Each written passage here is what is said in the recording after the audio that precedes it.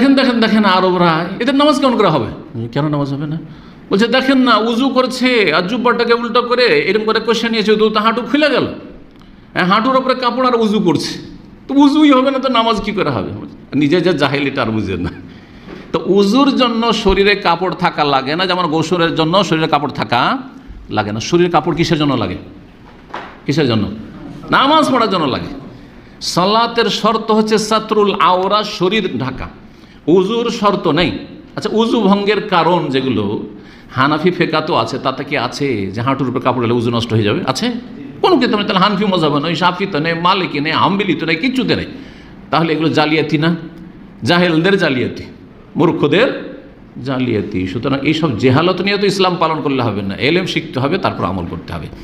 আবার বলছি, গোসলের জন্য উজুর জন্য কাপড় শর্ত নেই, একবারে একটু কাপড় রাখেন না শরীরে, আর উজু করেন, গোসল করেন, কিন্তু নির্জনে লোকজনের সামনে নয়। জি।